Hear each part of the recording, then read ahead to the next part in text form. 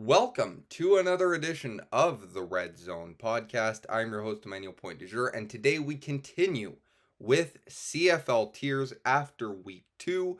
We had some movement and some teams stay the same. So let's get right into it. And we start at the bottom of the tiers. As always, with the team off a bye week, we try to keep them right where they are, the Edmonton Elks. And it's going to be tough here coming up in their next game. I put at least it's at home, and it's against the Montreal Alouettes, arguably the best team in the CFL right now. And they're going to have to play a near perfect game. I think their defense is good enough to get some stops, but it's going to really be about their offense in this game. Can they run the ball more effectively than they did in week 1? What about pass the ball? You don't want Trey Ford running around like he did in week 1. Yeah, he can create some plays with his legs. I'm not saying he can't, but I want him to be more of like this pocket passer, delivering the ball and sustaining drives on offense. That's one thing I am looking forward to seeing in this game. It's going to be a very, very tough matchup, as I said, against Montreal because of that defense and how stellar it has been through 2 weeks. And you can't miss as many kicks as Edmonton did in week 1. So hopefully they can get the kicking issues intact, and ball security is also going to have to be paramount if you're going to win this game. So there's a lot of things that have to go right for Edmonton to beat Montreal, but they are at home. Anything can happen in the CFL. Are we in for an upset? We're going to have to wait and see if Edmonton can maybe jump up the tiers next week. Moving on to our next tier, and we have the Hamilton Tiger Cats. And I put no and 2. It looks like it's the same way as last year. You're losing these close games, and they lost a close game against the Saskatchewan Roughriders. And what I was disappointed in was the lack of a running game. Again, only 5 carries for 46 yards for Greg Bell. That's not bad. You just need way more than just 5 carries, though. 5 for 46 isn't bad as it is, but you need way more, and it's way too much passing for Bo Levi Mitchell. Again, I know he can pass for over 300 yards, but, if you're not winning with him passing for that many yardage, maybe you have to think about incorporating the running game and making that, more of a key factor in your offense, not taking away all the passing, but including some runs. So I was really disappointed in that. And on the other hand, the Riders' rushing game, well, it was pretty good. 13 carries for 96 yards for AJ Ouellette. Kadeem Carey, his first game with the Rough Riders, 4 carries for 26 yards. So they had over 100 yards rushing, and typically that's a sign of winning ball games if you can win the rushing department by a big number.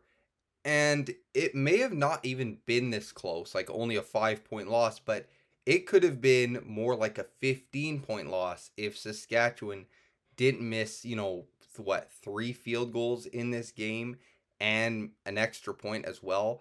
So they missed a lot. They left a lot of points out there. So Hamilton could have lost by 15. They only lost by 5 at the end of the day. I would just like to see the run game be better. Their defense was okay, it wasn't great. They did get the interception early in this ball game, but Saskatchewan, did score in that second half. They scored 22 points. So the defense was all right, but still allowing, a ton of points to that Saskatchewan offense. So we'll see if they can bounce back after the bye week against the Alouettes. Oof, not going to be good. But they just can't start 0-5 again. But you never know, because 3 of the teams in the East have started 0-2. Only Montreal has gotten wins in that division. So it may be better this year if you start, 0-3 or whatever. But you need some wins under your belt. So we're going to see if the Tiger Cats can do that after the bye week. Let's move on to our next tier. And I put three teams in this tier: the Ottawa Redblacks, the BC Lions, and the Toronto Argonauts. And QB1 status is going to be the biggest question for all three of these teams. What is the status moving forward? Ottawa, Drew Brown, he, practiced, I think, yesterday. Today, he didn't really practice, he was limited. So, what's going on with him? Will he be returning this week, or will they hold him back another week and start Dustin Crum in his place? BC, Nathan Rourke, obviously that oblique injury. I think it's probably best to, hold him back for a couple weeks, wait until he gets to 100%, not risk anything. And then for Toronto, you're just waiting on Chad Kelly to return.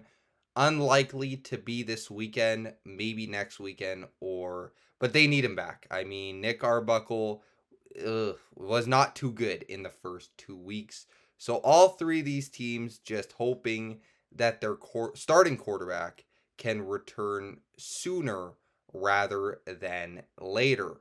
Moving on to the next tier, we have the Calgary Stampeders. We won't talk too much about them because we talked about them yesterday, but defense, is that you? Yeah, they have a defense, right? In week 1 against Hamilton, they only allowed one offensive touchdown, and that was in the fourth quarter. Same with Toronto in the fourth quarter when the game was kind of in hand already. But early in the year, I get it. Two teams that, Toronto was without Chad Kelly, but still you play who you play, and so far they've had a really good defense. The injuries, that will be an issue moving forward for this Calgary Stampeders team, but 2-0 for right now. It's looking pretty good. Moving on, we have the Winnipeg Blue Bombers.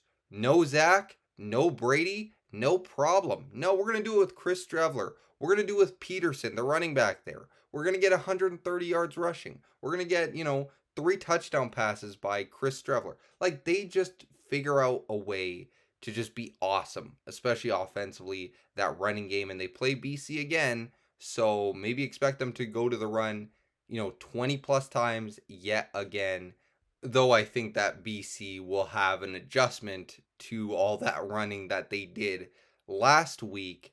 But yeah, Winnipeg, their defense is very stable. It's very good. Younger, but it's still pretty good. And their offense, they just find ways. They're bringing back Zach Collaros this week.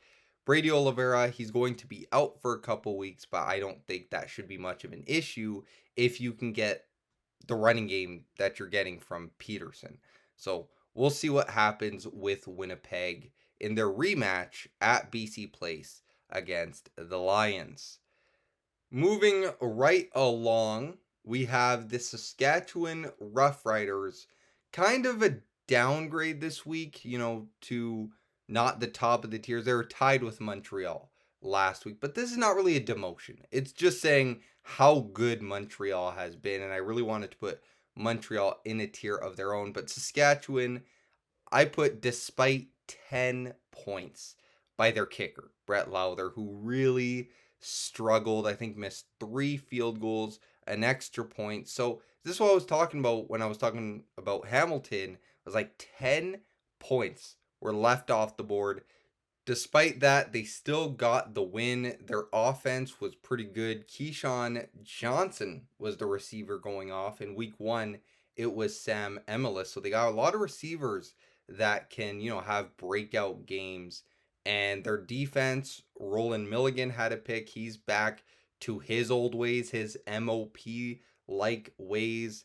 And Saskatchewan, they're a team that will be very tough to be in the West, but they don't earn the top spot in the tiers because that obviously goes to the best team in the CFL right now in the Montreal Alouettes. Total domination on both sides of the football. Offensively, they're moving it very nicely with those receivers, Tyson Philpott, Austin Mack, and then their defense coming up with clutch turnovers, big stops. I know, yeah, the quarterbacks that they have faced haven't been that great, Matthew Schultz, Nick Arbuckle, but still, you play who you play, as I said, and they have played very, very, very, very, very good football early in the season. So we'll see if they can keep that up against the Edmonton Elks. No reason that they can't, because they are super dominant up to this point.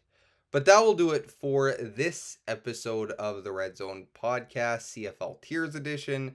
Let me know your thoughts in the comments below. What would you change? What do you agree with? Let me know. Until next time, enjoy the rest of your Wednesday, and we will see you all next week. Peace.